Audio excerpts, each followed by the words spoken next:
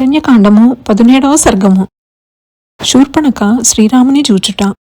సర్వలక్షణ లక్షితుడైన రామచంద్రుడు భూపుత్రి తోడను లక్ష్మణుని తోడను గౌతమీ నది అందు స్నానము చేసి తన పర్ణశాలను ప్రవేశించి అందు నియమముతో చేయవలసిన విధులన్నింటినీ పూర్తి చేసి పర్ణశాలలో సీతాలక్ష్మణులతో సుఖాసీనుడై ఇష్టాగోష్ఠిగా పూర్వచరిత్రను చెప్పుకొనుచుండగా నా శ్రీరాముడు సీతాసహితుడై చిత్రా నక్షత్రంతో కూడిన చంద్రుని వలె ప్రకాశించెను. అట్లు కథలు చెప్పుచున్న కకుత్స వంశమణి అయిన రామచంద్రుని దేవవిభుని నదాటుగా చూసి రాక్షసరాజైన పంక్తికంఠుని సోదరి శూర్పణఖయను పేరుగలది ఆశ్రమము ప్రవేశించెను.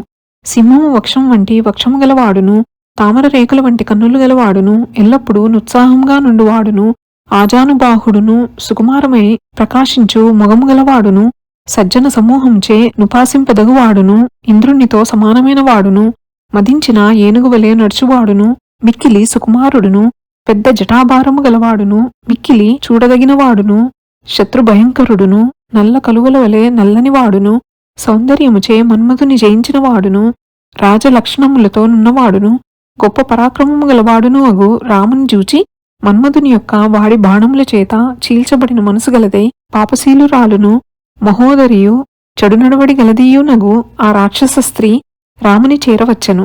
మంచి ముఖము గలవానిని, ఆ దుర్ముఖీమణి పవిత్రమైన శీలము గలవానిని, ఆ పాపశీలురాలు ఉత్తమమైన శుభప్రదమైన వేషముతో నున్నవానిని, చూచుటకు వికారంగానున్న ఆ కురూపిని మంచి స్వరము గలవానిని, ఆ భైరవ నినాదము గలది పెద్ద కన్నులు గలవానిని, ఆ భయంకరమైన కన్నులు గలది ఆ నల్లని శిరోజములు గలవానిని, ఎర్రని జుట్టు గలది చక్కగా మాట్లాడువానిని, పెడసరపు మాటలు గలది యువకుని ముదిరిన వయస్సుతో భయంకరాకారము గలది ప్రియకరాకారుని భయంకర వేషము గలది సమీపించి మన్మధుని బాణములచే మాడిపోవుచున్న మనస్సు గలదై మోహపు తత్తరపాటుతో నిట్లనెను.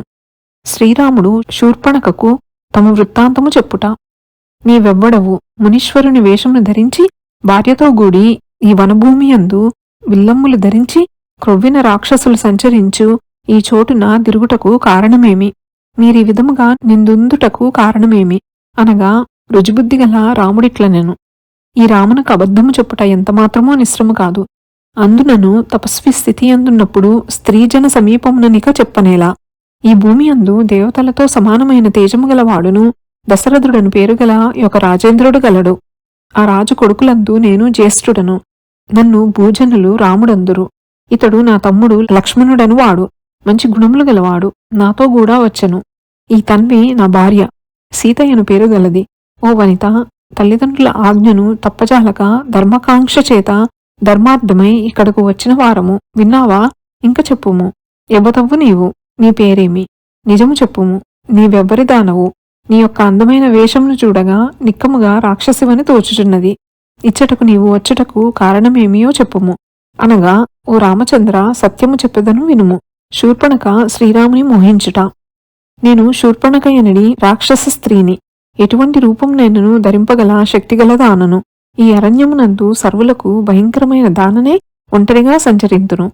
విశ్రవసుని పుత్రుడును రాక్షసరాజునునైనా ఆ రావణుడను వానిని వినియుండలేదా నీవు? అతడే మాయన్న. ఓ దేవసమాన రూప, అతి భయంకరుడును గొప్ప నిద్రగలవాడును నేను కుంభకర్ణుడును, రాక్షసుల కృత్యములకిష్టపడని వాడును, ధర్మచిత్తుడునైన విభీషణుడును అతని సోదరులు. ఓ అందగాడ, సాటిలేని యుద్ధశూరులగు కరదూషణులను వారులను నా తోడబుట్టువులు. వారందరినీ లెక్క చేయక నా ఇష్టము వచ్చినట్లు తిరుగుచుందును.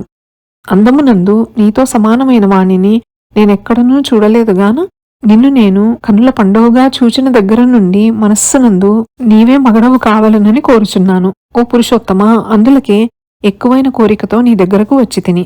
భూపతి, నన్నేమనుకున్నావో నేను అపరిమిత ప్రభావ సంపదగల దానను. స్వైర విహారము చేయుటలో స్వతసిద్ధమైన బలముగల దానను. నాకు భర్తవై హాయిగా సౌఖ్యములను అనుభవింపుము.